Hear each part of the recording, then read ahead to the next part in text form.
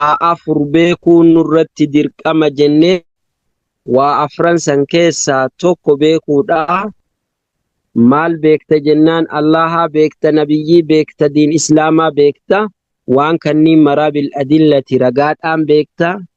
Ragaa qur'aanaa, hadiisaatii fi akkasuma ragaa waan mul'atu irratti argituun dhakaa muka argitu rabbitu uumee nama argitu kana rabbitu akkana wal qixxeesse horii lafa dheechisee nama dubbisee ol qajeelchee uumee wanni rabbi ta'u irratti qajeelchu tokko lamaa miti.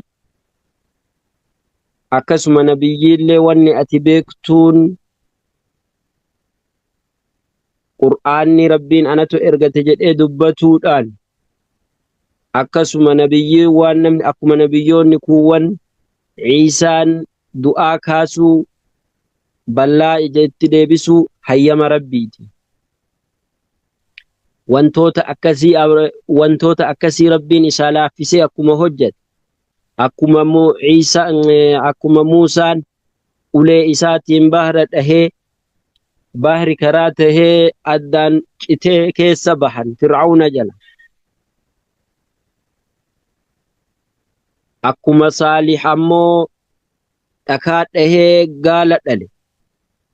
Ergamtoonni rabbi ragaa qabatamaa ergaa tahuu isaanii mirkaneessu akkuma qaban Nabi Muhammad illee wantoota akkasii qabasan keessaa tokko qur'aana. Haasawuma kanaan haasawa akka isaa kadhabame jecha. Kanaaf waan ilmi ghaybaa faa haasahuu wanni akkanaa hin taha jedhee rasuulli ka dubbate wantoonni suniin irraa ta'aa ka dhufe kanaan fa'a ergamaa tahuu isaa beekte. Diin eega wanni kunniin ammoo dhugaa tahuu beekte diin islaamaa saniinuu beekte beekuudha jalqaba irratti wanni sirra dirqama. Lammaffaan beekumsa sanitti dalaguudha.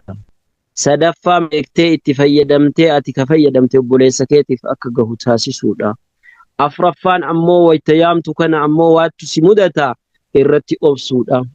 Ragaan kana hundaa rabbiin keenna casriin kakatee innal insaana lafi khusriin jedhe namni martuu hongoo keessa jira. Warra amanee gaarii dalage malee ka haqa walii dhaaman da'waa godhan malee ka obsa walii dhaaman da'waa sanirratti obsan malee. Shaafi'ii namni jedhamu beektota islaamaa keessaa mataadha. Akki jedhe law maa anzalallahu osoo rabbiin buusuu baate hujjatan ragaa takkayyuu alaa khalqihi uumamtoota isaa irratti illaa haadhihi suuraa tana malee lakafathum silaa gara gorsaatii isaanii geetti karaa dhugaa irratti isaan qajeelchuuf silaa isaanii geetti jedhe. Waa hundaaf isaanii geetti jechuu miti. Bukhaarii namni jedhamu ammoo abbaa kitaaba sunnaa keessaa kitaaba hadiisaa keessaa abbaa kitaaba guddaa abbaa kitaaba sahihaa akki jedhe baabu boqonnaa al-ilmu beekumsi qabla al-qawli wal-amali jechaa gocha dursaa jedhu kaa'e jecha. Boqonnaa beekumsi jechaa fi gocha dursa jedhu kaa'e. Ragaan ammoo jedhe jecha rabbiiti jedhe fa'alam allahan beeki jedheen.